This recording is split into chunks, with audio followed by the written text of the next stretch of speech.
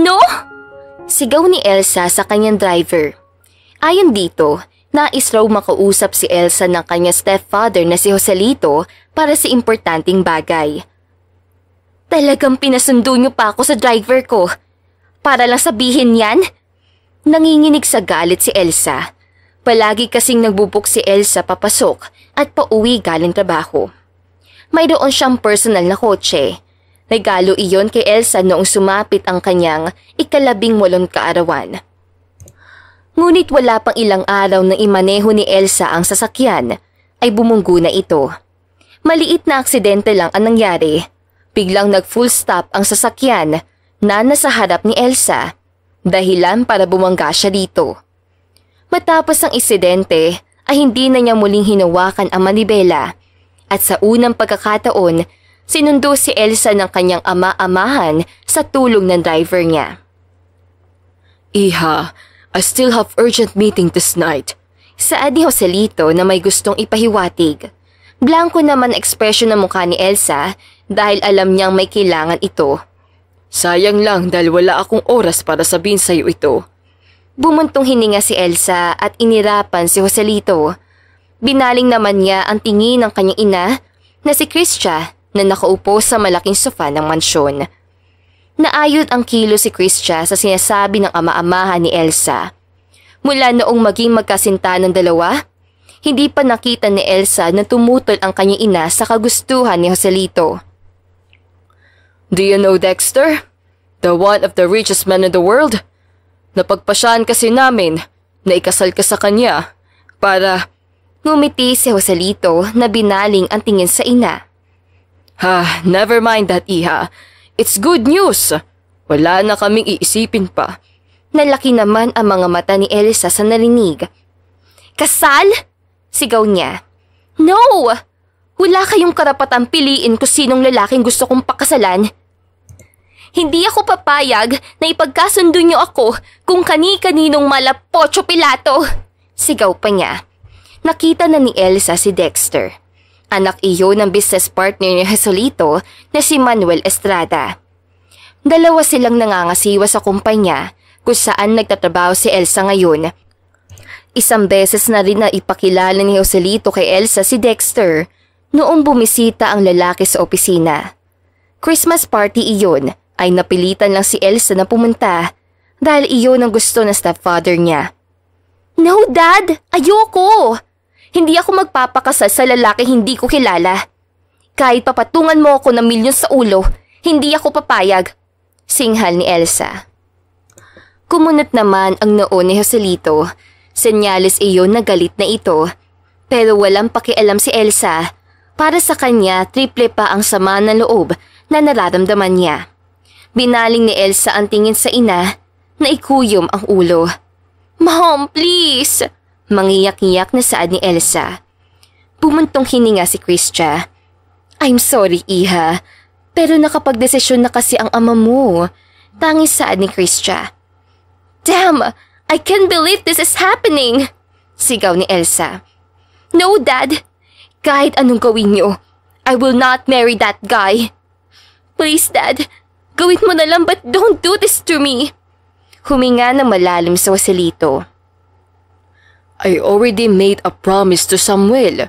Saad nito na nagpatulala kay Elsa ng ilang segundo. You made a promise without my consent?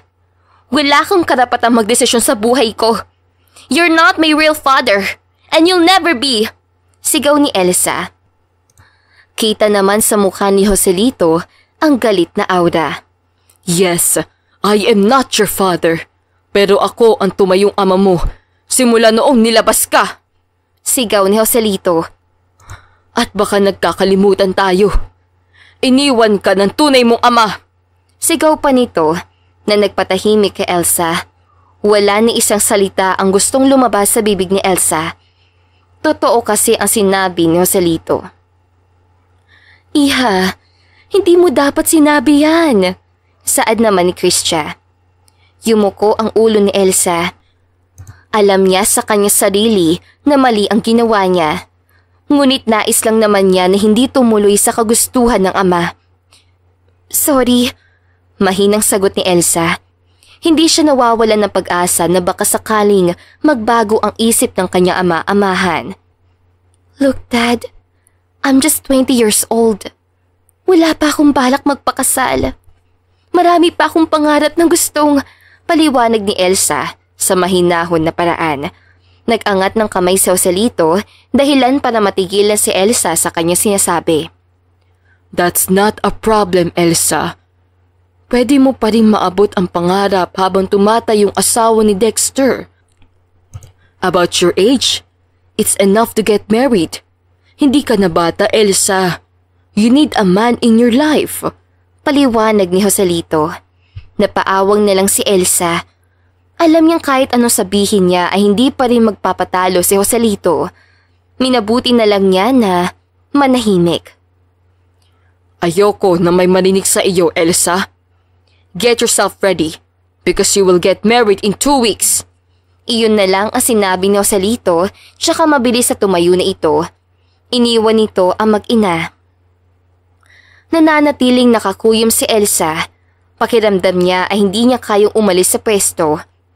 Makaraan ng ilang minuto, naramdaman niya na lumapit ang ina niya. What are you thinking, Iha?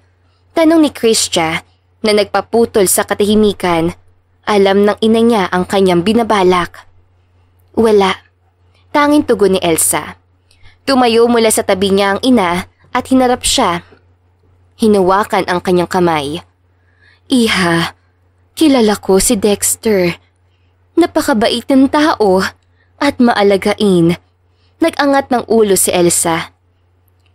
Pero gusto kong pakasalan yung taong mahal ko. Mahal? Gulat na tanong ni Christia. Alam na ni Elsa kung bakit ganoon na lang ang reaksyon ng kanyang ina. Hindi niya makakalimutan ang kwento nito at ng kanyang tunay na ama. Kung paano nila ilaban ang isa't isa. Ngunit ang lahat ng iyon ay nauwi lang sa wala. Dapat matagal na ako nakinig sa mga magulang ko noon. Saad ni Christia. Hindi sana ako nagkaganito ngayon. Napailing naman si Elsa sa sinabi ni Christia. Nakilala ni Christia ang tunay na ama ni Elsa. Nang malaman ng lolo't lola ni Elsa, agad nagkasundo si Christia at tunay na ama ni Elsa na magpakasal. Tutol ang magulang ni Christia sa ama ni Elsa dahil hindi ito nabibilang sa mayamang pamilya. Nabulag sa pera ang magulang ni Christia, ngunit hindi alam ng mga ito na nagkasundo na ang dalawa. Nagdesisyon sina Christia at ama ni Elsa na magpakalayo-layo. Halos 2 taon pa lang si Elsa noon na bigla na lang maglaho na parang bula ang ama niya at hindi na muling nagpakita. Kaya lumaki si Elsa na hindi kilala ang itsura ng tunay na ama. Buwan na makalipas, sumuko si Christia sa paghahanap sa kanyang asawa. Nagdesisyon siyang bumalik sa kanyang magulang. Nang mamatay ang magulang ni Christia, agad silang lumipat sa mansyon. Ang ama-amahan ni Elsa ngayon ang nagpatakbo at nagpalago ng kanilang negosyo. Kahit buhos ang kayamanan si Elsa, naniniwala pa rin siya na may taong magmamahal sa kanya ng totoo at hindi nasusukat ng salapi. Kahit hindi mo siya mahal, alam ko sa sarili mo na magagawa mo ring mahalin si Dexter, katulad ko, Iha. Yun na lang ang sinabi ni Christia bago tuluyang iwanan si Elsa sa sofa. Tila nagkaroon naman ng liwanag sa mga mata ni Elsa nang may maisip siyang paraan para bigyan ng leksyon ang kanyang magulang. Nang iangat ni Elsa ang ulo at makasigurado na wala ng kanyang magulang, ay nagmadaling umakyat sa silid si Elsa. Kinuha niya ang ilang importanteng gamit niya, pati na rin ang mga damit na kanyang kakailanganin. Gusto na muna niya mapag-isa. Kahit labag sa kalooban ni Elsa, kinuha pa rin niya ang sasakyan na niregalo sa kanya ng mga magulang. Iyon na muli ang unang pagkakataon na magmaneho muli si Elsa makalipas ang ilang taon. Habang nasa liblib na daan si Elsa patungo sa kanyang kondo, may nadaanan siyang grupo ng mga pulubi. Tinabi niya ang sasakyan sa harap ng mga ito at saka bumaba. Sino sa inyo ang gusto ng 1 milyon? Mayabang at nakangiting tanong ni Elsa sa 4 na pulubi sa daan. Suot pa niya ang magarang na dress at kitang-kita rin ang mamahaling kwintas si Elsa sa dibdib. Walang takot siyang pumunta sa lugar na iyon kahit pa alam niya na mapanganib. Walang pakialam si Elsa kung manakawan siya ng gamit dahil alam niya na mayroon siyang uuwian. Nang marinig ng 3 sa 4 na pulubi iyon ay agad itong nagunahan sa kanyang harapan. Kumikinang pa ang mga mata nito na tila nakakita ng Panginoon sa harap nila. "Ako po, ma'am! Kailangan ko po!" Sigaw ng pulubing walang damit pang itaas. "Sandali!" Awat ang isang pulubi na palapit sana sa kanya. Tinignan ni Elsa ang pulubi mula ulo hanggang paa na para bang nagdududa. Ngumisi si Elsa. "Ano namang kapalit niyan?" Tanong ng pulubi kay Elsa. Simple lang naman, saad ni Elsa at kinuha ang isang balot ng bagong 1,000 sa bag. "Gusto ko lang makasama ngayong gabi at sa mga susunod pang araw," dagdag niya at ngumiti sa mga ito. Nagtinginan naman ang 3 at muling ngumiti ang mga ito sa isa't isa. "Ako na una dito! Kailangan ko ng pera!" Sigaw na pangatlong pulubi na may dalang bag pa ng lata. "Mas kailangan ko ng pera! Meron akong asawa at anak! Kayo wala!" Sigaw naman ng naunang pulubi. Si Elsa naman ay hindi mapigilan ngumiti na makita niya ang 3 pulubing nag-aagawan sa 1,000,000. Napalitan naman ang ngiti ni Elsa ng pagkakunot ang noo na mapansin niya ang isang lalaki sa gilid na asikaso sa paghahanap ng mga bote. Nilapitan ni Elsa ang lalaki at pinagsak sa lalaki ang isang balot ng bagong pera. Tila natigilan naman ang lalaki sa kanyang paghahanap na makita ang pera sa harap. Kinuha ng lalaki ang pera at saka binato pabalik sa kanya. Nalaki ang mga mata ni Elsa sa ginawa ng lalaki. Nasa isip ni Elsa ay parang naliliitan ito sa kanya. "Bakit hindi ka sumama sa mga kaibigan mo na sinabi ko mag-aabot ako ng isang..." Natigilan naman si Elsa sa pagsasalita nang harapin siya ng lalaki. Tinignan lang siya nito tsaka muling binaling ng lalaki sa ginagawa. Nadismaya naman si Elsa, hindi dahil sa perang binalik sa kanya, kundi dahil sa hindi siya pinansin ng lalaki. "I'm asking you, beggar.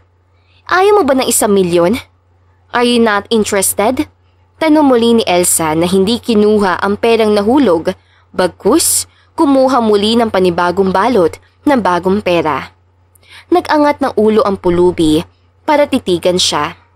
Katulad na 3 pulubi kanina, ay tinignan din siya nito mula ulo hanggang paa. Nakita ni Elsa ang mata ng lalaki. Kita niya ang pagmamakaawa nito sa kanya.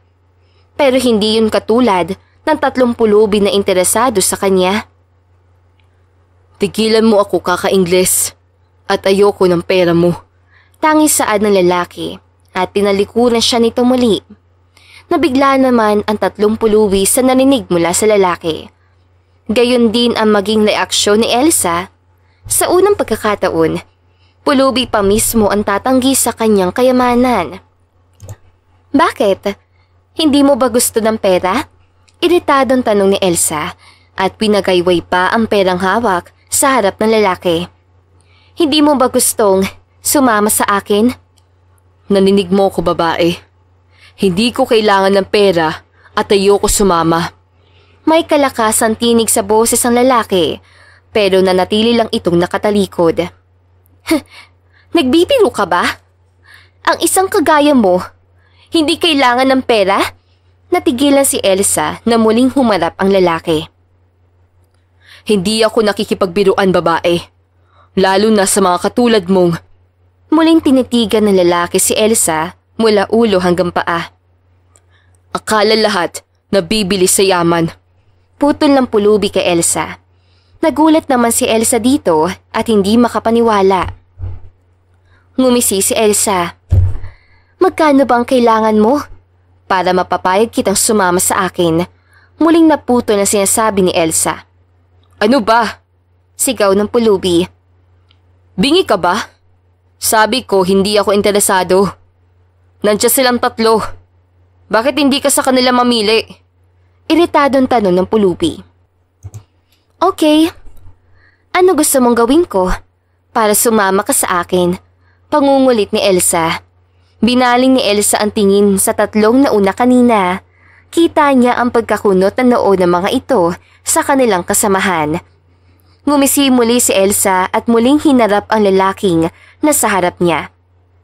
2 milyon. Bumuntong hininga pa ito. Nalaki naman ang mga mata ni Elsa sa sinabi nito. Nag-iisip siya kung tatanggapin niya ba ang alok nito o hindi. Hindi kasi biro ang 2 milyon. Pagkaraan ng ilang segundong katahimikan ay natawa si Elsa sa narinig. Kinuha ni Elsa ang bag at kinuha ang tseke. Cash. Matigas na saad ng lalaki. Natigilan si Elsa sa kanyang ginagawa at nakangising tinignan ang lalaki. Naglakad si Elsa pabalik sa kanyang sasakyan at kinuha mula sa likuran nun ang isang suitcase. Bumalik si Elsa sa harap ng lalaki at saka binuksan iyon. 2 milyon para sa paunang bayad. Saad ni Elsa. Nagsitakbuhan naman na 3 pulubi at hindi mapigilan ng mga ito ang ngumiti sa kanilang nakikita.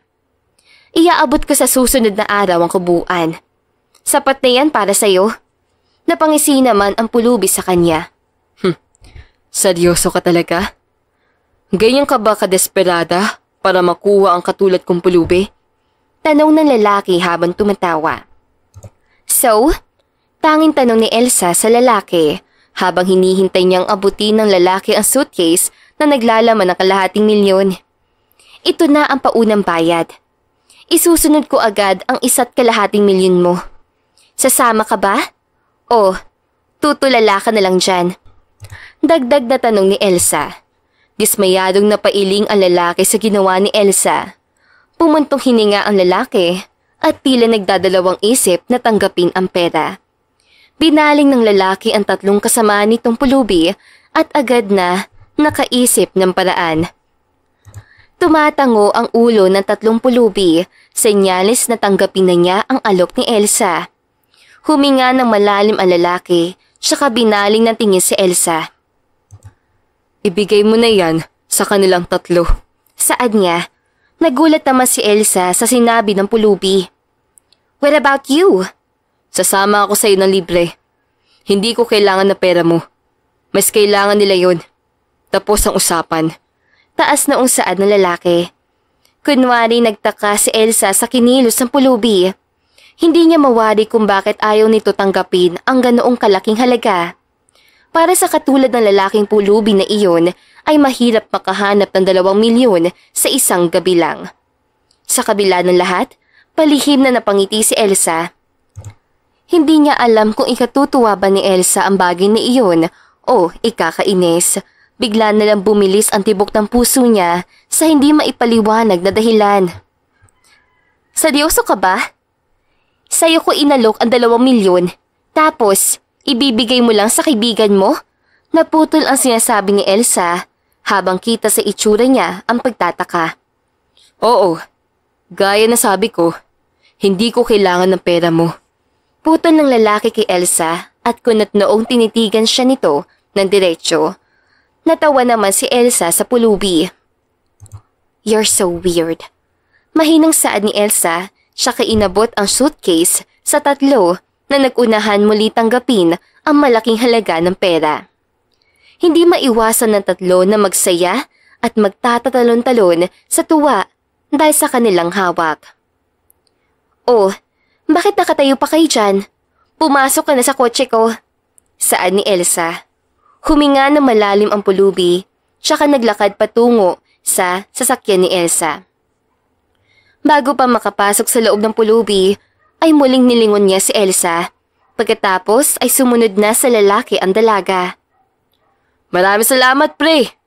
Rinig na sigaw ng isang pulubi habang masayang pinaghahati-hatian ang pera. Mag-ingat ka sa anghel na kasama mo! Sigaw pa ng isa. Ngumisi si Elsa na tinanggal ang suot na salamin. Iniwan na nila Elsa ang mga pulubi na tuwang-tuwa. Nakangiti naman si Elsa habang nagmamaneho. Isa sa parte ng plano ni Elsa ang bumili ng pulubi. Plano kasi ni Elsa na ipakilala sa mga magulang niya ang pulubi. Nais ang bigyan ng leksyon ang mga ito, ngunit hindi mawala sa isip ni Elsa ang magtaka kung bakit ayaw nitong tanggapin ang perang inaalok niya. Kinabukasan, dinala ni Elsa ang pulubi sa mall kung saan nakatayo ang studio-type parlor ng kanyang kaibigan na si Wendy. Naabutan ni Elsa ang isa sa tauhan ni Wendy na walang ginagawa. Lunes noon, kaya wala masyadong customer. Tinawag ni Elsa si Marie na agad naman lumapit. "Bakit po, ma'am?" tanong ni Marie. "Nasaan si Wendy?" Balik tanong ni Elsa kay Marie. "Nasa opisina niya po, ma'am," sagot ni Marie. "Okay, I want you to take care of him." Saad ni Elsa na pinakita rito ang pulubi. Maayos na ang itsura nito kumpara kagabi. Inayusan na ni Elsa ito at pinalitan ng ekstrang damit. "I want you to buy him a clothes to wear." Pakituro na rin sa kanya kung saan ang shower room niya dito. Dagdag utos pa ni Elsa. Tumango naman si Marie. Hanggang ngayon ay hindi pa rin alam ni Elsa ang pangalan ng pulubi at wala pa siyang oras na kausapin muli ito. Palihim na napangiti na lang si Elsa habang pinagmamasdan ang lalaki. Maya-maya pa, napakurap na lang si Elsa nang biglang tumunog ang kanyang cellphone. Kinuha ni Elsa ang bag niya at hindi na siya nag-aksaya pa ng oras para tignan at sagutin ang tumatawag. Basta na lang niya iyon pinatay at na muling iangat ni Elsa ang ulo, napansin niyang hindi pa rin nakakaalis ang dalawa. "What the hell? Ano pa hinihintay niyo? Pasko? Wala na akong oras. Kilos na!" Malakas na saad ni Elsa. Tumango naman si Marie sa kanya at dali-dali umalis sa harapan. Kasunod nun ang lalaki nang initian pa siya bago sumunod kay Marie. Tulala naman si Elsa habang minamasdan ang pulubi palayo. Napailing si Elsa na mapansin na hinahatid pa niya ang pulubi ng tingin. Napapaisip si Elsa na para may mali sa kinikilos ng pulubing lalaki. Hindi pa siya sigurado, pero malakas ang kanyang kutob. Pagkaraan ng ilang sandali, pinuntahan ni Elsa ang kanyang kababata sa opisina. Kumatok siya at pumasok. Naabutan niya itong may kausap sa telepono at nang makita siya nito, ay nakangiting sinalubong ni Elsa si Wendy. Simula kinder hanggang ngayon ay malapit sina Wendy at Elsa sa isa't isa. Walang sikreto ang hindi nila alam. Si Elsa ang tumulong kay Wendy para magkaroon ng isang shop na katulad nito. Ngunit hindi gusto ni Elsa ang nobyo nito. Bukod kasi sa mayabang ay wala itong alam kung hindi magsugal. "Bestie! Mabuti naman at napadalaw ka," nakangiting saad ni Wendy. "Oo naman. Tsaka, may kasama rin ako dito." "Kailangan ko ng tulong mo para ayusan siya," saad ni Elsa. "May kasama ka? Sino naman? Tsaka, wala kasi sinasabing may bagong nobyo ka na pala?" Taka si Wendy. Umupo si Elsa sa mahabang sofa. Natawa si Elsa sa mga tanong ng kaibigan niya. Hindi pa kasi niya naikwento rito ang tungkol sa pagbili niya sa pulubi. Tumayo si Wendy sa kanyang office desk, tsaka tinabihan si Elsa. "Bakit ka tumatawa? So, sino nga yung guy na kasama mo?" Tanong muli ni Wendy. "Gusto kasi na magulang ko, ipagkasundo ako kay Dexter. You remember him? Yung lalaking naputol naman ang sinasabi ni Elsa na mag-angat ng kamay si Wendy. Dexter? Anak ni Samuel Estrada? Yung multi-millionaire?" Sunod-sunod na tanong ni Wendy. "Oo, but I don't like him. Hindi ko nga siya kilala eh." Saad ni Elsa na huminga na malalim. "Then, ano plano mo?" Tanong ni Wendy. Ngumiti si Elsa. "I want to teach them a lesson," saad niya. Kita naman sa mukha ni Wendy ang pagtataka, kaya umayos ito sa pagkakaupo. "Normal naman sa inyong mayayaman ang ganyang senaryo. Wala nang bago," sigaw ni Wendy at tumawa. "That's why I have a plan. I met a guy. Actually, binili ko siya. Plano kong dalhin itong si Guy na beggar sa harap ng pamilya ko. I'm pretty sure na pupunta rin si Dexter doon. Paliwanag ni Elsa at natawa naman si Wendy. Nagbibiro ka lang, hindi ba? Natatawan tanong ni Wendy. Now, seryoso ako. Tangis saad ni Elsa na biglang sumeryoso ang mukha ni Wendy. Oh, what? Bumili ka talaga ng pulubi? Para lang bigyan sila ng leksyon? Are you out of your mind, bestie? May pagkaalala sa tono ng boses si Wendy. Ilang beses na nakita ni Wendy si Dexter. Hindi ito katulad ng ibang lalaki. Malayong malayo kay Dexter. Mula sa pananamit at pagsasalita.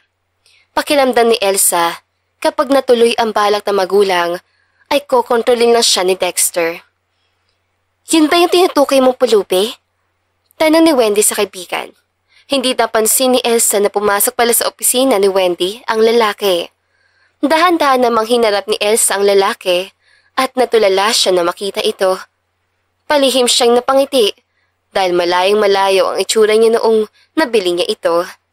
Masaging gwapo ito. Ngunit, hindi pa rin alam ni Elsa ang pangalan ng pulubi. Oo, sagot ni Elsa habang nakatitig pa rin sa lalaki. Napakurap naman si Elsa nang tapikin siya sa balikat ni Wendy. Seryoso ka ba talaga? Hindi to joke? Paninigurado ni Wendy. Binaling ni Elsa ang kaibigan. Seryoso ako sa plano ko. Saad ni Elsa at sabay silang dalawa na nagtawanan. What about Dexter? Paano kung may gawin siyang hindi maganda dyan? Tanong ni Wendy. Look, hindi ko siya gusto. At sigurado akong wala siyang gagawin sa lalaking to. Ako ang makakalaban niya. Paliwanag ni Elsa. Tango na lang ang naging sagot ni Wendy. Ano nang balak mo sa kanya? Tanong ni Wendy na binaling ang tingin sa lalaki na nanatili pa ring nakatayo sa harap ng pintuan. Gusto ko ng full makeover sa kanya. Maayos at malinis ang gusto kong mangyari. Kaya mo ba? Tanong ni Elsa, tsaka huminga na malalim. Nakangiti naman si Wendy. Oh, sure, bestie. Basta ikaw, sagot nito. Ilang sandali, patuloy sina Wendy at Elsa sa pag-uusap tungkol sa magiging kaayusan ng lalaki. Naputol naman ang usapan nila na bigla na lang dumating si Marcelo, ang kinamumuhian ni Elsa na nobyo ni Wendy. May kausap si Marcelo sa cellphone nito. Dire-diretso lang si Marcelo sa loob at nang mapansin nito si Elsa ay natigilan ito. Elsa, narito ka pala? Panimula niya na pilit ngumiti lang si Elsa. Pinaling ni Marcelo ang tingin kay Wendy. Hi babe, dagdag ni Marcelo, tsaka hinalikan pa si Wendy sa noo. Anong ginagawa mo rito? Sabi mo may trabaho ka. Utal na tanong ni Wendy, tsaka tumayo. Huminga naman na malalim si Marcelo at mariing tinitiga si Wendy. Tahimik na nagmamatsyag lang si Elsa sa sulok. Huwag mong sabihing, ginalaw mo yung perang pambayad ng upa natin dito, tanong ni Wendy. Kita naman sa mukha ang pagtataka ni Elsa. Napapagitan kasi siya ng dalawa sa kanilang usapan. Binaling ni Marcelo ang tingin sa kanya at nginitian siya. Walang alam si Elsa sa nangyayari sa buhay ngayon ni Wendy. Bihira na lang kasi siya magpunta sa shop ni Wendy o kuminsan ay kapag may kailangan lang ayusan. Kaya naman, naiwan si Elsa na blanco ang ekspresyon ng mukha habang nagmamatsyag sa dalawa. Babe, you know I have a lot of bills to pay. Inuna ko nalang bayaran utang ko. Alam kong may pera ka na riyan. Kuhain ko na dahil may nahabol pa akong kliyente. Pabulong na sagot ni Marcelo, pero naririnig yun ni Elsa. Ha? Hindi mo pa ba nababayaran? 2 beses sa kitang binigyan ng pera ngayong buwan. Ang lalaki pa na sinisingil mo sa akin. Saan ba napupunta yung pera? Takang tanong ni Wendy. Tila walang naririnig si Marcelo sa paliwanag ni Wendy dahil patuloy lang ito sa ginagawa nito. Look, Wala na akong pera ngayon, saad ni Wendy. Natigilan si Marcelo sa ginagawa at pinaling ng tingin si Wendy. Babe, kailangan ko na ang pera ngayon. Kung ayaw mo, pwede ka naman na umalis dito. Untag ni Marcelo at muling binalik ang ginagawa sa cellphone. Pero, wala nga talaga akong pera. Sobra na binigay ko sa'yo. Halos wala na akong kita dahil lahat kinukuha mo na.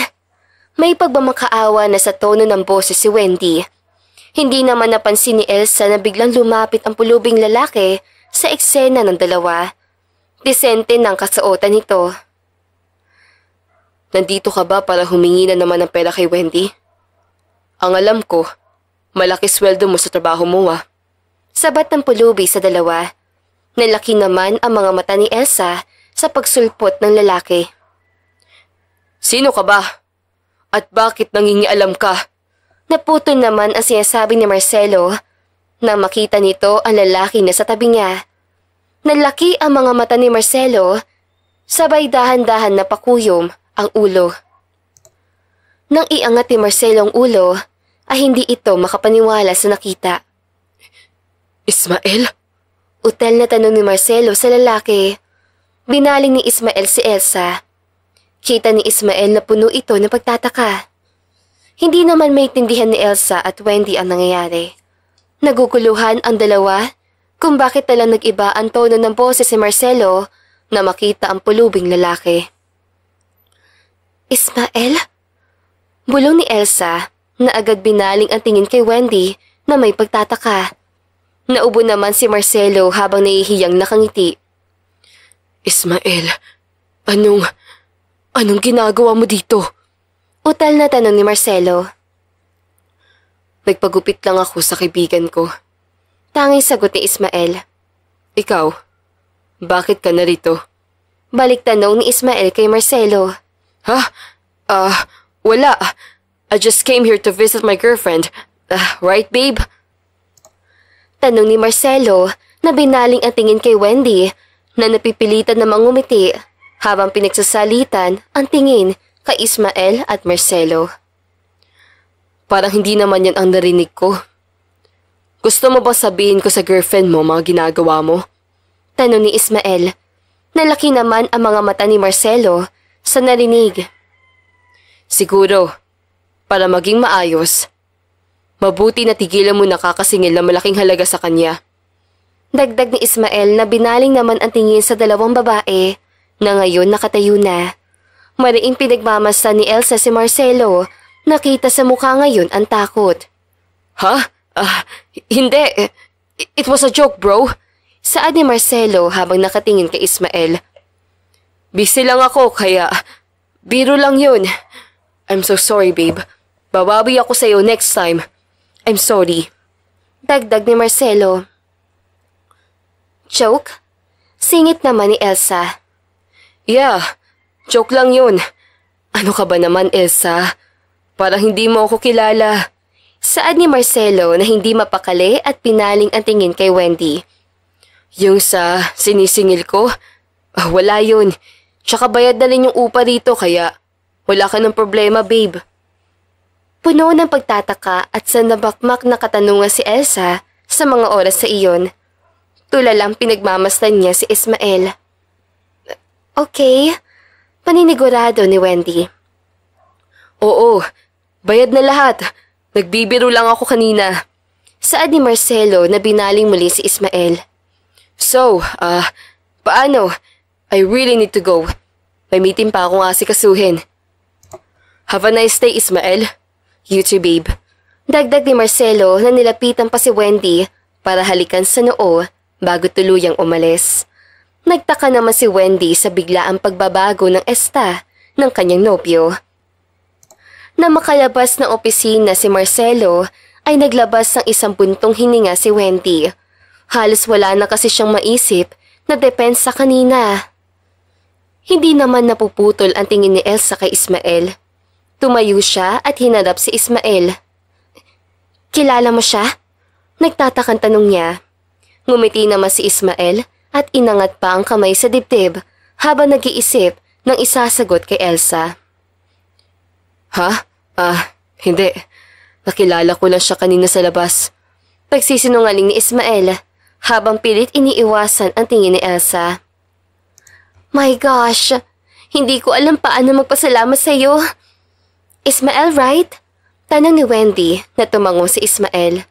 Nagkaroon naman ng ilang segundong katahimikan sa kanilang tatlo. Paano? Saan na nga ba tayo? Ano na ang susunod na gagawin? Nakangiting tanong ni Ismael kay Elsa na pumutol sa katahimikan. Siguro, kailangan pa ng full makeover sa'yo para talagang hindi ka makilala. Si Wendy na ang sumagot at hinanda na nito ang mga kakailanganing gamit. Nakangiting tumango naman si Ismael at sinundan nito muli si Marie para sa pwesto. Na makalabas ng opisina si Ismael, naiwan naman sina Wendy at Elsa sa loob na tulala. Aminado si Elsa na lahat ng gagawin niya ay parte lamang ng plano para turuan ng leksyon ang kanyang mga magulang. Sigurado si Elsa na pulubi talaga ang kanyang nabili. Hindi maitago ni Elsa ang ngumiti ng palihim. Hindi niya maintindihan kung bakit bigla na lang bumilis ang tibok ng puso niya. Napakurap si Elsa na bigla siyang yakapin mula sa likuran ni Wendy.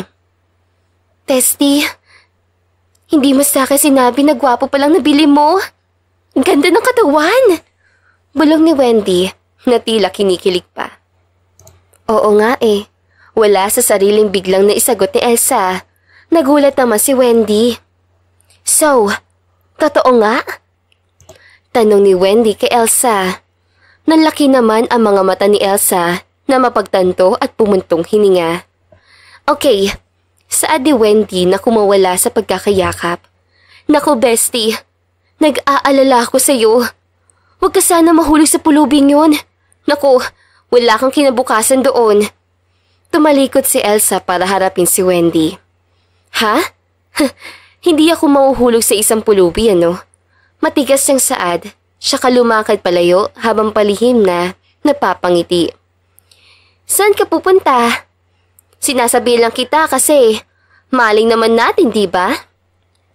Hindi mo alam, baka mamaya nauhulog ka na, pangaasar pa ni Wendy. Kanina sabi mo wala akong kinabukasan. Ngayon, puro ka naman kalokohan. Wala akong ibang pakay kung hindi ituloy lang ang plano ko sa magulang ko, bestie. Wala pa akong panahon para ma-in love. Paliwanag ni Elsa. Bestie, seryoso. Salamat kay Ismael kanina ha. Naku, kung wala siya, siguro baka nawala na naman ako ng benta. Saad ni Wendy na yumukom ang ulo. Taka naman si Elsa na bumalik sa pwesto. Bakit pala ganoon si Marcelo? Wala kang sinasabi sa akin na problema niyo. Madalas ka ba niyang kuhanan ng pera? Nag-aalalang tanong ni Elsa sa kaibigan. Sa totoo lang, hindi ko rin alam kung bakit naging ganoon si Marcelo. Simula nang matanggap yung project niya sa kumpanya, bigla na lang siya nagbago. Hindi ko naman masabi sa iyo dahil alam ko may ginagawa ka rin. Isa pa, nahihiya ako na kayo kong paliwanag ni Wendy. Pumuntong hininga si Elsa. Bestie, sa tagal na taong kitang kaibigan, ngayon ka pa talaga nahiya sa akin? Dalawa tayo nagtayo nitong pangarap mo. Tsaka, mas may karapatan ka sa perang pinaghirapan mo. Sa susunod, kapag nagka-problema ka, sabihin mo sa akin. Hindi ba't nangako tayong walang sikreto sa isa't isa? Nakangiting pampalubag loob ni Elsa kay Wendy. Basta, wag ako ang lalahanin mo. Ikaw kaya? Baka mahulog loob mo sa pulubing yun. Naku, ikaw rin magsisisi. Muling balik sa usapan ni Wendy. Nagtawanan naman silang dalawa. Ilang sandali pa ang lumipas. Nagpasya na si Wendy na umalis para asikasuhin si Ismael. Naiwan si Elsa sa opisina ni Wendy na mag-isa. Hindi pa rin makapaniwala si Elsa sa nangyari kanina. Nagkaroon tuloy siya ng kutob kay Ismael. Sa isip ni Elsa, mayroong tinatago ang lalaki sa kanya. Hindi maiwasan ni Elsa magtaka kung paano nakilala ni Ismael ang isang mayamang negosyanteng si Marcelo. Napailing na lang si Elsa at iniisip na baka nagkataon lang iyon. Kapag Juan, inuumpisahan na ni Wendy ang pag-asikaso kay Ismael para sa full transformation nitong ginawa ni Wendy ang lahat para maibalik si Ismael sa dati nitong anyo mula sa kanyang mahahabang balbas at tila ante ng buhok ay napalitan ito ng maayos.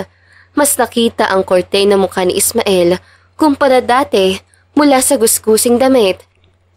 Ay agad sinuot ni Ismael ang damit na pinamili ni Elsa para dito. 2 oras din ang lumipas bago matapos ang full makeover ni Ismael. Lumakad si Ismael patungo sa salamin. Hinawakan ni Ismael ang mukha ng 2 kamay. Hindi niya lubos akalain na malaki ang pagbabago ng itsura nito. Hindi maitago ni Ismael ang pagkamangha habang pinagmamasdan ang sarili sa salamin. Saktong kakalabas lang din ni Elsa sa opisina ni Wendy para kamustahin si Ismael. Nang biglang tumunog ang cellphone niya, kinuha ni Elsa ang cellphone sa bag tsaka tinignan ko sino ito. Si Dexter iyon. Iritado sinagot ni Elsa ang tawag. Iniisip ni Elsa na baka may importante itong sasabihin sa kanya. Ano? Sigaw ni Elsa mula sa kabilang linya. Nagtinginan sina Ismael at Wendy bago ibaling ang tingin sa kanya. Pwede ba? Bigyan mo ko ng oras para sa sarili ko. Sinabing ayoko nga. Dagdag pa ni Elsa na nagpagulat sa dalawa. Galit na pinatay ni Elsa ang tawag. Tinanong si Elsa ni Dexter tungkol sa nalalapit nilang kasal at plano. Binantaan pa ni Dexter ang magulang ni Elsa na kung hindi ito sumipot sa isang family dinner ay gagawin nito ang lahat para lumubog sa utang ang pamilya. Sino yun? Tanong ni Ismael na hindi napansin ni Elsa na nasa likod na pala niya dito. Pigil luhang umiling si Elsa at umiwas sa usapan. Wala, Humarap si Elsa dito at natigilan sa isasagot kay Ismael na makita niya ang itsura nito. Bumilis muli ang tibok ng puso ni Elsa na makita ang gwapong si Ismael. Wala, utal na sagot ni Elsa na napailing. Kung i-expectionin, tila isang sikat na aktor ang dating ni Ismael sa harap niya o isang sikat na model. Hindi maitanggi ni Elsa ang gwapo nito. Tanda niya sa sariling nag-iinit ang pisngi niya kaya nag-iwas si Elsa na tingin kay Ismael. Nakangiting tinitigan siya ni Ismael. Mukhang okay na siguro yan?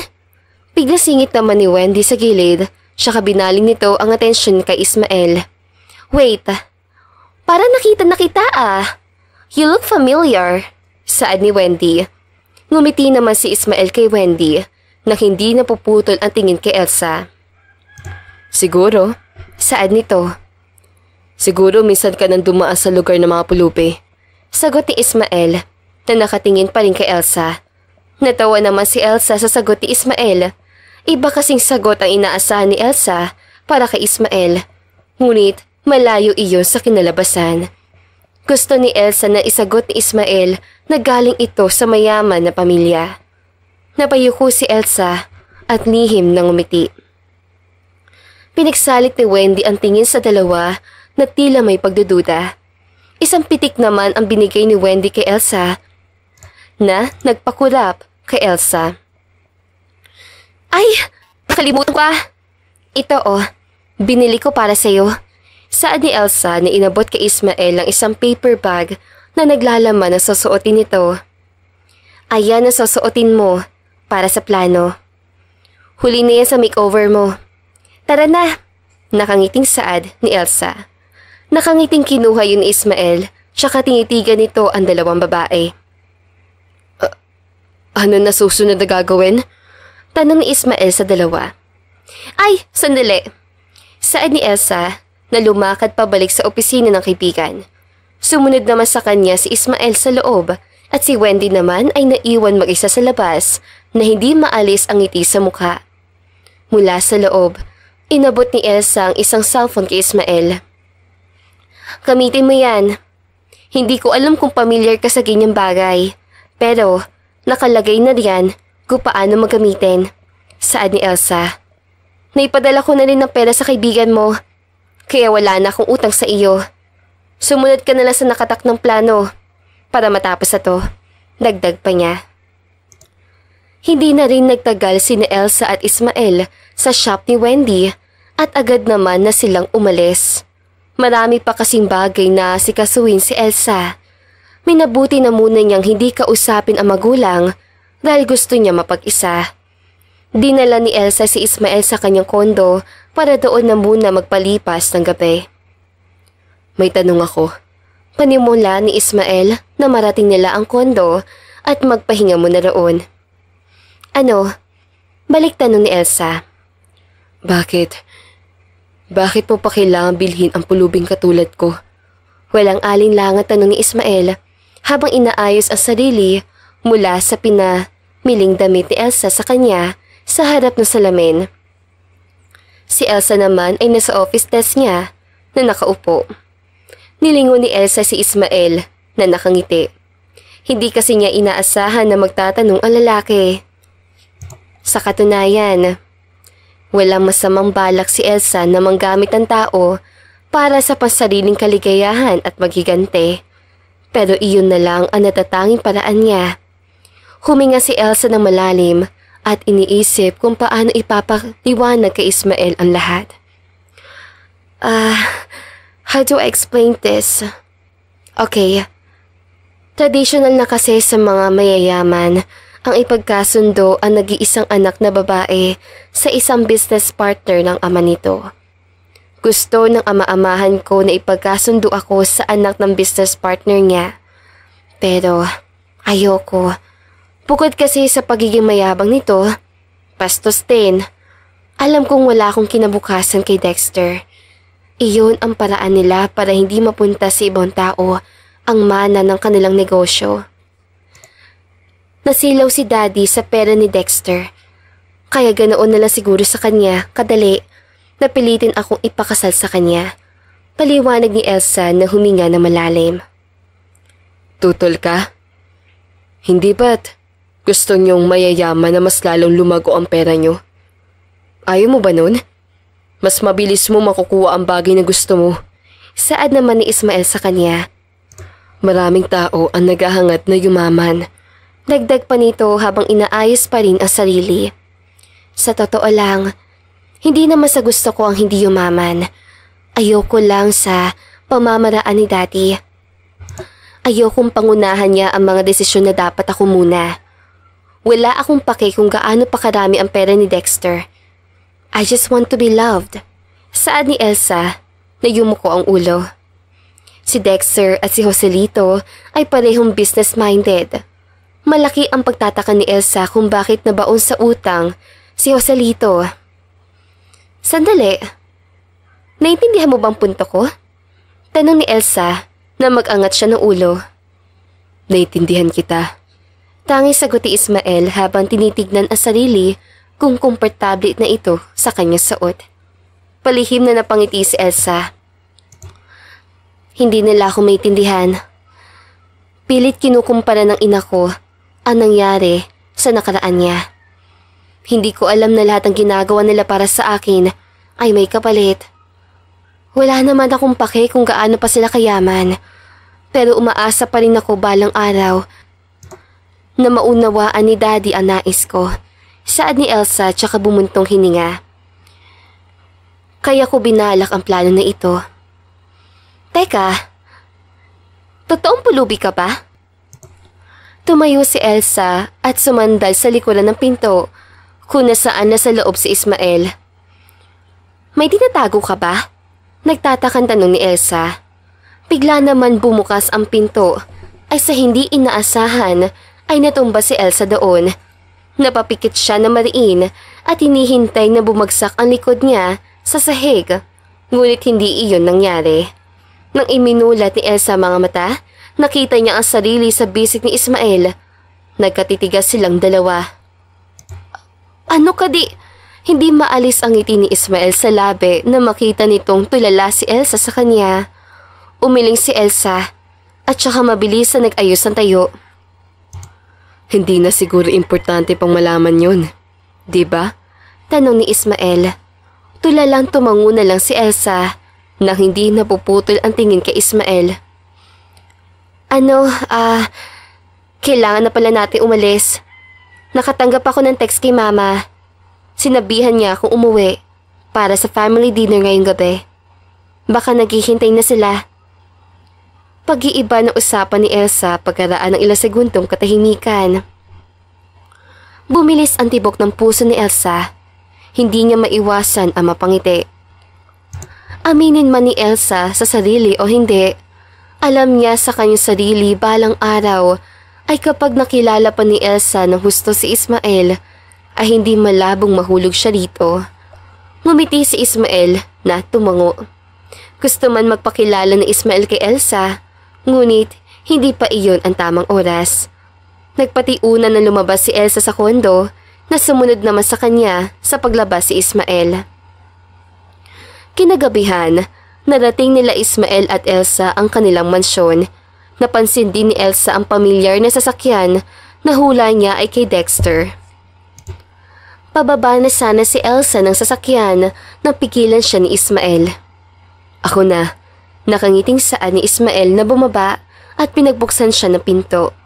Ngumiti naman si Elsa sa ginawa nito. Nagkatitigan ang dalawa. Mauna ka na sa loob.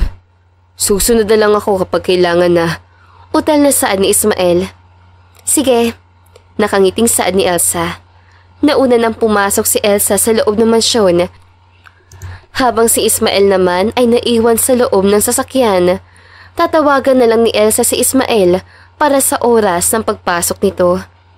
Ilang hakbang pa lang ang kanyang nagagawa palayo ay muling nilingon ni Elsa si Ismael at ngumiti ito sa kanya bago tuluyang pumasok sa loob.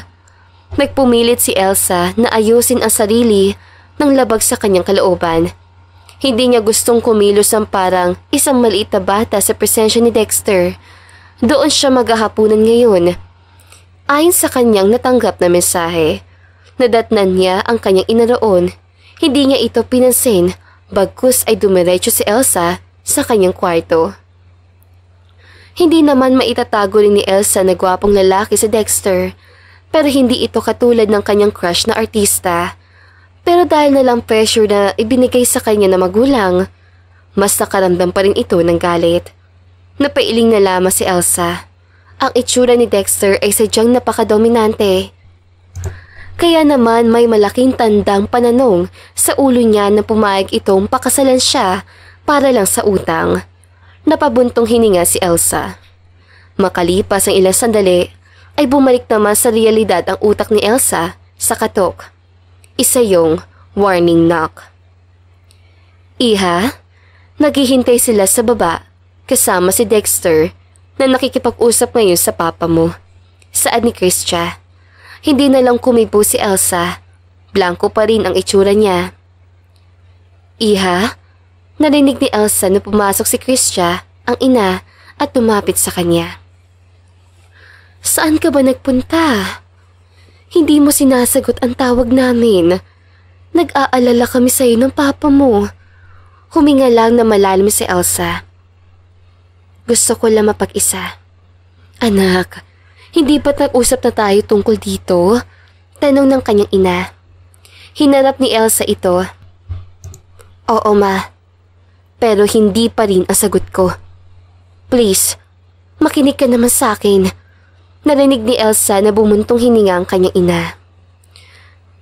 Oh, siya nga pala iha. Sundin mo na lang kung ano ang sinabi sa iyo ng papa mo. Para na rin naman sa kinabukasan mong ginagawa namin. For us, and also for the company. Natigas si Christian ang kanyang sinasabi na biglang mag-react si Elsa. Nakita ni Elsa na nagulat ang kanyang ina. Ano? Anong nais mo sabihin? Gusto niyong pakasalan ko si Dexter? Para lang sa ikabubuti ng kumpanya? Takang tanong ni Elsa. Iha, awat ni Christia sa kanya. No! Gusto ko ng paliwanag. Ano ibig sabihin nito? Malakas na tonong boses na tanong ni Elsa. Bukod kasi sa pagiging magkatunggali sina Samuel at Joselito, matalim na magkaibigan din sila. Pantay lang ang hati nila sa negosyo. Ayaw nilang mapunta sa iba ang yaman ng kumpanya, kaya napilitang kami ipagkasundo kayo ni Dexter. Paliwanag ng kanyang ina. Marami nang narinig si Elsa tungkol sa mga taong nagpapakasal, pero hindi naman nila mahal ang isa't isa. Gusto nilang panatilihin na sila pa rin ang hawak ng kayamanan sa pamilya. Is that all? Kaya niyo ako pinilit magpakasal para lang sa yaman at kapangyarihan ni Dad? Mapait na saad ni Elsa. Alam niya kung gaano kahalaga ang kumpanya sa buhay ng kanyang stepfather. Iha, lahat ng ginagawa ni Joselito ay para rin sa'yo. Makikinabang ka rin sa lahat sa huli. Alam natin na magiging mas mayaman kaysa sa iyong ama. Bilang isang Solomon, at saka ang yaman nila Dexter kapag ikinasal ka sa kanya. Saad ng ina niya. No, you don't understand me. Wala akong pake kung gaano pa sila kayaman. Ayoko nga sa kanya, Mom. Sigaw ni Elsa. Kumunot naman bigla ang noon ni Christia sa narinig. Iha, wag mo hintayin na magalit ako. Maka nakakalimutan mo, Elsa. Malaki ang utang ko sa papa mo. Si Joselito. Ang rason kaya kung bakit lumago ang negosyo. At hindi ko lang alam bakit nabaon sa utang. Si Dexter ang tumulong sa ibang pangangailangan natin. Malakas na tonong saad ni Christia. Hindi na muling nakaimik si Elsa. Binaling niya ang tingin sa cellphone kung saan naroon ang numero ng cellphone ni Ismael. Bumuntong hininga siya. Tama kasi ang ina ni Elsa. Dala niya ang apelido ng kanyang ama-amahan. Ngunit minsan ay hindi nakaramdam si Elsa ng pagmamahal ng kanyang ama. Hindi ni ito maibigay sa kanya ang isang bagay na hinihiling niya mula nang hawakan siya nito. Ang bagay na matagal na niyang gustong maramdaman mula sa kanya, ang pagmamahal ng isang tunay na ama. Iha, ako na ang makikiusap sa iyo. Just be with Dexter. Kung sa tingin mo naman na sa loob ng ilang buwan ay hindi mo siya magawang mahalin, I will help you to please Joselito. Tutulungan kita sa kalayaang gusto mo. Saad ni Christia na may nakikiusisa na tono. Mabigat ang bawat hakbang na paa habang bumaba si Elsa sa hagdan at pumasok sa dining room. Pakiramdam niya ay para siyang hinahatulan ng parusa. Iha, ngumiti ka naman. We'll just have a one-night dinner. You won't be sabotaged here. Saad ng kanyang ama-amahan bago siya tuluyang pumasok sa loob ng dining room. Patating niya sa loob ng dining, otomatiko naman niyang ibinaling ang tingin sa lalaking kausap ng Joselito. Si Dexter. Nang magkatinginan ang dalawa, nakita niya ang paraan ng pagtingin nito sa kanya. Wala siyang pakialam na alam niya ang bawat kilos niya. Ngumisi na lamang ang binata dito. Doon lamang siya huminto sa pagsusuri dito. Napansin niyang umangat ang dulo ng labi ng binata. Have a seat, Iha. Saad ng kanyang ina. Inaayos pa nito ang upuan sa harapan ni Dexter. Elsa, this is Dexter. Dex, this is my lovely daughter, Elsa Solomon. Hi, Elsa. Saad ni Dexter kay Elsa. Hindi siya sumagot dito. Masinsin niya lamang itong tinitikan. Sinuri niya ito nang hindi niya alam na ginagawa niya iyon. Ang Dexter na iyon ay mala businessman ang paraan ng pananamit, pati na rin sa kanyang pananalita. Masyado siyang contain at formal. Nagmumukha itong suplado. At naisip niya mahirap para sa kanya nang umiti. Elsa. Tawag ni Christia kay Elsa. Ha? What? Wala sa sadiling sagot ni Elsa. I already introduced you to Dexter. Wala ka bang ibang sasabihin? Tanong ni Christia. Hindi na niya namalaya na naubos ang kanyang oras kakasuri kay Dexter. Let her. Maybe she's busy studying me, tita.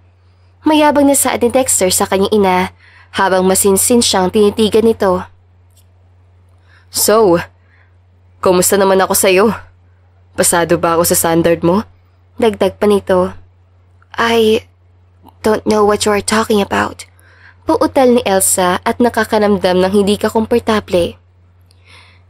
Maybe my daughter didn't survive your charisma, iho. Agad namang natawa sa biro ng kanyang stepfather si Dexter. Sana naman hindi mo gamitin yung itsura mo kapag nagsama na kayo ng anak ko. Putol naman ng ina niya. Pero hindi iyon ang punto. Wala sa sarili si Elsa dahil humahanap siya ng tamang tiyempo kung kailan niya bibigyan ng go signal si Ismael. Habang nasa pagkainan ay tinamaan ng pagka-bored si Elsa. Hindi man lang niya maisip na titira siya sa isang bahay kasama ang isang lalaki hindi niya kilala. Pero ngumisi na lang si Elsa nang maalala niya na mayroon pala siyang planong binabalak. Iyon ang tamang oras para ipakita niya ang isang pulubi sa harap ng kanyang magulang, pati na rin sa kanyang mapapangasawa. Iha? Bulong ng kanyang ama. Binaling ni Elsa ang tingin kay Joselito. What's going on with you? Kanina po pahawak ka cellphone mo. Tanong ng kanyang ama-amahan. Agad naman nagbago ang pakiramdam ni Elsa. Sorry, hindi ko lang gusto yung pinag-uusapan niyo. Elsa, puto ng kanyang ina. Again, I'm sorry. Paumanhin ni Elsa. Hayaan mo na, tita. Pag-uusapan na lamang namin ni Elsa yung mga bagay na sa amin lang. Saad ni Dexter. Alam na kasi ni Elsa na may mangyayaring hindi maganda, kung kaya naman ay ganoon yun. Kabisado na niya ang kanyang ama. Mula pa noon ay kapag may bagay na hiling ito, ay bigla na lang siyang magiging mabait na aso. Hindi na lamang pinansin ni Elsa ito at binaling ang tingin sa kanyang ina. Ano ba talagang gusto niyong mangyari? Bakit pati sa hapunan nandito si Dexter? Lakas loob na tanong ni Elsa. Hindi ba't napag-usapan na natin yan? Gusto namin na pakasalan mo si Dexter. Saad naman ni Joselito na nagpakunat ng noo niya. Hindi pa rin ang sagot ko. Malakas na tono saad ni Elsa na nagpatayo pa mula sa kanyang kinaupuan. Wala kayong karapatang pangunahan ako sa gusto ko. Ayoko magpakasal sa kanya kahit pag-gaano karami ang pera niya. Dagdag ni Elsa. Elsa. Si Dexter naman ang nagsalita. Ano? Gusto ko sana na makilala ka muli. Nakangiting saad nito na inirapan ni Elsa. Ang ina ni Elsa ay walang magawa kung hindi ngumiti na lamang sa nangyayari. Sunod-sunuran kasi ito sa kanyang asawa. Kahit patutol ito ay wala rin siya magagawa. Malaki ang utang ng mga magulang ni Elsa kay Dexter. Kaya naman hindi hamak na napapayag niya ito. Makilala? Hindi pa kita nakikilala. Alam ko nang hindi tayo magkakasundo. Isa kang spoiled brat na walang alam kung hindi umasa sa pera ng magulang. Pulala si Elsa. Elsa! Sigaw ni Joselito na nagpatigil sa kanya. Pa, please naman. Maawa naman kayo sa akin. Pagmamakaawa ni Elsa sa ama niya. Ma, wala ka man lang ba gagawin dito? Tanong niya sa kanyang ina.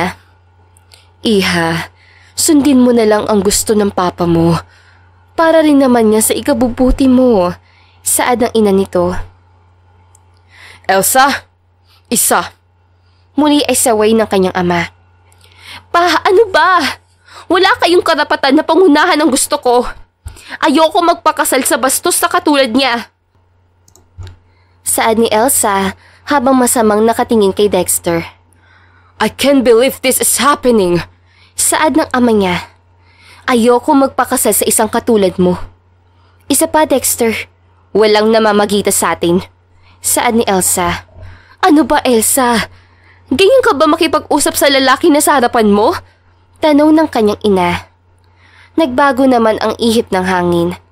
Tumayo si Dexter mula sa kanyang kinaupuan at masamang tumingin kay Elsa.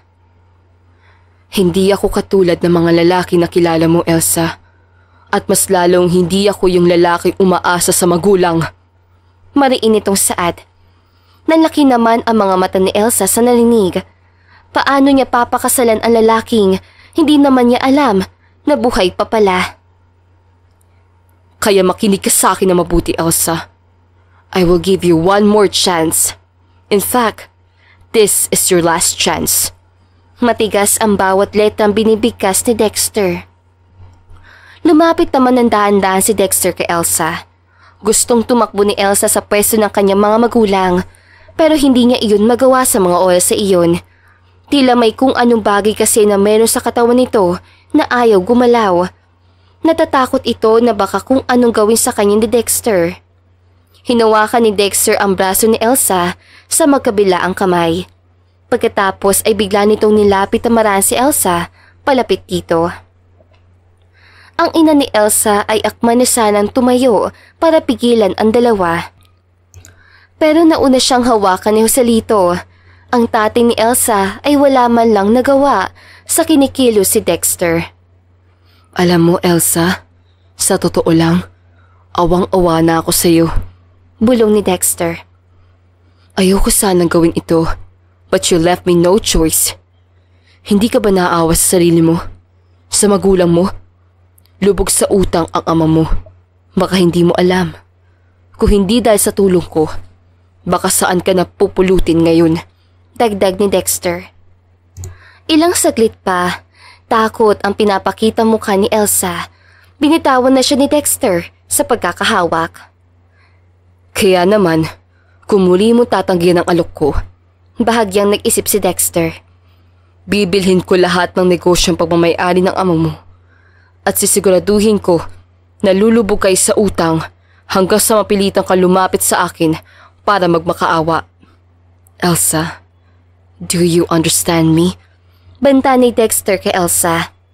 Sa kabilang banda, hindi naman mapakali si Ismael habang masuyong naghihintay sa loob ng sasakyan ni Elsa. Ilang minuto na kasi ang lumipas, ngunit wala pa rin siyang natatanggap na mensahe mula dito.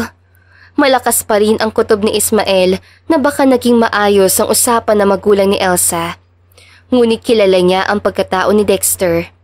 Sa palagay nito, hindi ito papayag na hindi makuha ang bagay na gusto ni Dexter. Si Dexter rin ang dahilan kung bakit naging pulubi si Ismael. Hinding-hindi niya malilimutan ni Ismael kung paano kuhain ni Dexter ang spotlight dito sa kanya, pati na rin ang yaman. Dahil sa kabang naramdaman, nagpa siya si Ismael na tumuloy na sa loob ng mansyon at tumiretso sa kusina kung saan nakita niya si Elsa na nakahawak sa braso. Agad naman niyang nakuha ang atensyon ng mga magulang ni Elsa. Sino ka? Anong ginagawa mo dito? Sigaw ng ama ni Elsa. Hindi iyon pinansin ni Ismael pagkus tumiretso sa pwesto ni Elsa para pigilan ang papalapit na si Dexter. Sa tingin ko, ayos sa'yo ni Elsa. Tanging saad ni Ismael na makapunta siya sa pwesto nito. Mabilis hinawi ni Ismael ang kamay ni Dexter. Nagulat naman sina Christia at Joselito na napatayo pa mula sa kanilang kinaupuan. Nanlaki ang mga mata ni Elsa na makitang nasa likod na niya si Ismael. Ano? Utal na saad ni Dexter na makita si Ismael. Narinig mo ako, Dexter. Hindi ka nababagay sa lugar na ito. Matigas na tinig ni Ismael. Pero, paano? Utal at hindi magawang ituloy ni Dexter ang kanyang dapat na sasabihin. Naiwang tulala at puno ng pagtataka naman si Elsa sa gilid ni Ismael. Hindi maintindihan ni Elsa ang biglaang pagbabago ng tono ng boses si Dexter nang maharap si Dexter. Mula sa mayapang at aroganteng pagkatao ni Dexter ay mabilis sa palitan ng takot at kinakabahan. Mr. Rivera, ikaw ba talaga yan? Paninigurado ni Dexter at kita sa mukha ang takot. Tinignan ni Ismael si Dexter mula ulo hanggang paa. Oo. Sa tingin ko wala na tayong dapat pag-usapan pa dito. Umalis ka na. Teka! Sabat naman ni Joselito na naguguluhan sa nangyayari. Pinaling ng ama ni Elsa ang atensyon kay Ismael. Sino ka ba? At bakit ang lakas ng loob mong pumasok sa pamamahay ko? Tulala lang si Elsa kay Ismael habang hinihintay nito ang tamang pagkakataon. Ako si Ismael Rivera. I think you heard my name before. Ako yung multi-millionaire na pinamigay ang kalahati ng yaman sa mga mahihirap. Naputol ang pagpapakilala ni Ismael na magsalita si Dexter. I don't understand. Hindi ko alam na kayo palang dalawa ni Elsa. Utal na saan ni Dexter na hinarap ang magulang ni Elsa. Tita, bakit hindi niyo naman sinabi na si Mr. Rivera pala ang bisita ninyo? Naubo si Dexter kaya uminom ng tubig. Mr. Rivera, kung alam ko lang na narito ka, hindi na sana ako tumuloy pa. Pasensya na, Elsa. Iyon na lang ang tanging sinabi ni Dexter tsaka mabilis itong umalis.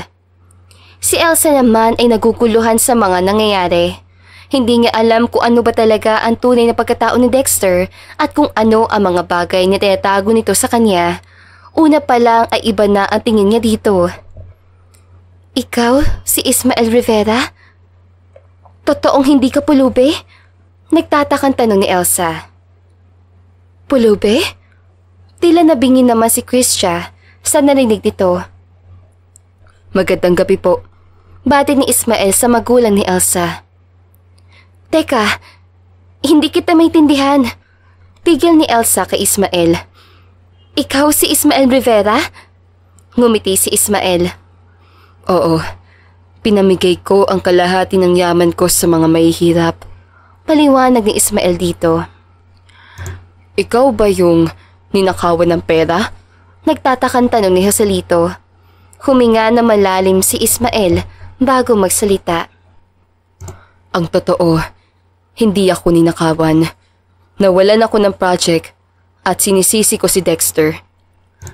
Pinamahagi ko ang kalahati ng yaman ko sa mga taong malaki ang pangangailangan. Paliwanag ni Ismael habang nakatingin kay Elsa. Ginawa ko yun dahil pakiramdam ko lahat ng tao ang habas sa akin ay pera. Tama ang narinig niyo kanina. Isa akong pulubi at mahirap para sa akin iyon. Pero, bakit? Pinaling ni Ismael ang atensyon kay Elsa. Katulad mo, Elsa, isa rin akong tao na walang nagawa kung hindi sumunod sa utos sa magulang. Mas nakatuon sila sa pera kaysa sa akin. Kaya magmula noon, inisip ko na lahat ng tao ay katulad nila. That's why I decided to donate half of my money to the people who need help more than me. Nakangiting saad ni Ismael. Hindi ko maintindihan.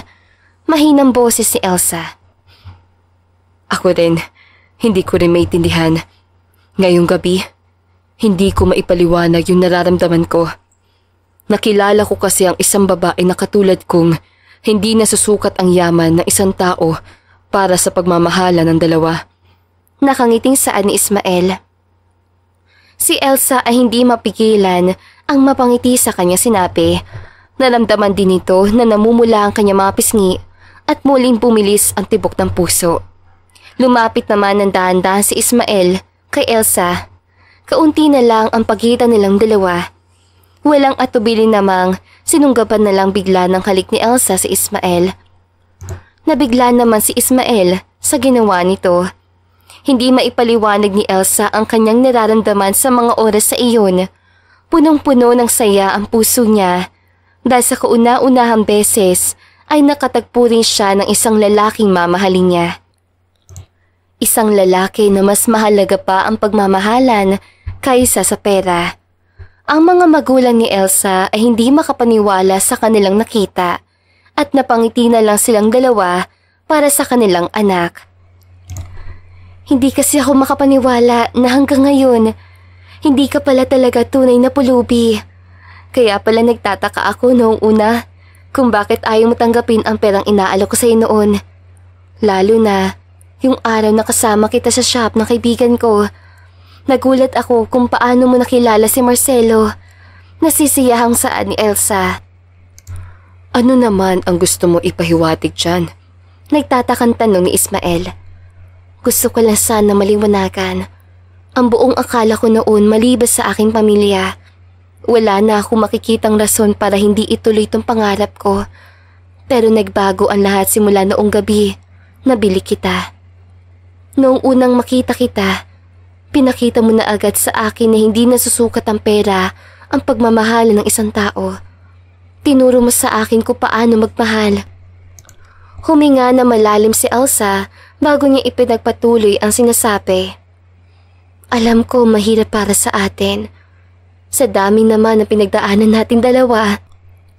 Gusto kong magpasalamat sa iyo dahil kung hindi dahil sa iyo ay matagal na siguro akong kasal sa isang lalaking hindi ko gusto. Siguro kung natuloy ngayon ay hamak na nakakulong na ako ngayon. Pero pumayag ka.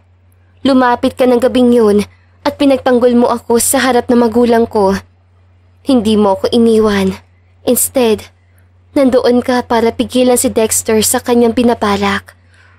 Pinatatag mo palalo yung mga bagay na akala ko madadaan lahat sa pera. Pinakita mo sa akin kung gaano kasarap ipaglaban ng isang tao mula sa malinis sa paraan. Hindi na nakapagsalita si Ismael. Natahimik na lang ito habang nakatingin kay Elsa, pati na rin sa puntod ng kanyang mga magulang.